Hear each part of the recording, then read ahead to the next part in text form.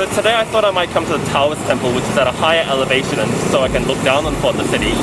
I timed it for sunset, but it's closed, and they're not even letting me just walk along the street. So it must be like a gated community. So maybe this is where the rich people in the city live. Who knows? We're further away from the city, so there is more greenery. So perhaps this is what like the native vegetation may look like. But it also doesn't mean that there's any less poverty. Like, it's literally like a little shanty town over there. So much juxtaposition between like single really well-developed buildings and like the rest of Philippines.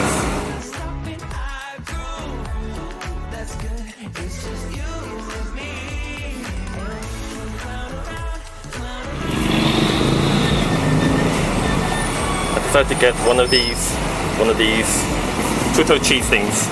I'm walking to like the Cebu IT Park, which has another big mall, but along the way this place seems a little bit more developed. Not as run down as the city center. Maybe this is where the main development is. There's a lot more high-rises. The streets are a little bit less chaotic and more construction going on, and we are getting close to the business center, so that could explain it. And we start to see more evidence of the Koreans. There's more Koreans here now. I think we're entering like the IT park district now, and there's like a stark contrast to, you know, the level of sophistication and the buildings and the development. But even with all that, it doesn't hide the fact that there's actually no footpath, there's no crossings. Like, there's a significant lack of infrastructure that fails to hide how underdeveloped this whole country is, I think. Hopefully, developments like this can spread throughout the rest of the city and the country rather than it being so sporadic. Because this feels much nice. So I did hear that Cebu has a lot more business and work opportunities. And because these are like a lot of like tech focused and business focused, I wonder if a lot of the high paying, like well educated white collar jobs are here.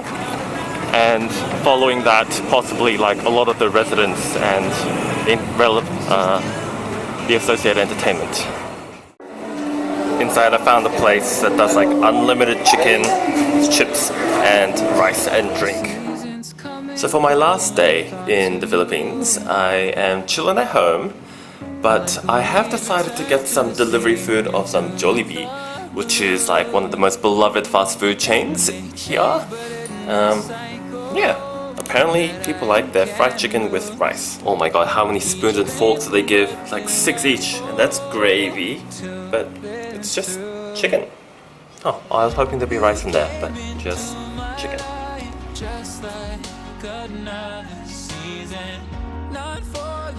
Having spent 3 days exploring Cebu, I don't see the appeal as a tourist destination, and thus there won't be a fourth. Perhaps there's a reason I rarely encountered other tourists during my travels, but if one's experience is going to be limited to a highly curated resort experience, which suffers a jarring snap to reality as soon as one steps outside those walls, then what's the appeal of the Philippines outside a highly exploitable workforce? I can't in good conscience recommend Cebu as a tourist destination, which won't be an issue to most watching, aside from the Koreans. Not only are any potential attractions underwhelming and poorly preserved, it's terribly inaccessible. Information resources are lacking, and the transport infrastructure is non-existent. No trains, no buses, except limited intercity services. The jeepney minibus has a learning curve. The habal-habal motorcycle taxi is an unregulated industry that hopes you can hold on. And walking means wondering why there aren't any footpaths nor pedestrian crossings.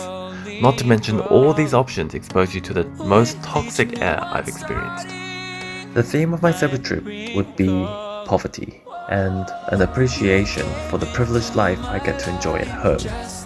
I hope the numerous jarring insular regions of development represent a seed for economic opportunities for all Filipinos, rather than the continued legacy of colonialism, wealth inequality, and exploitation.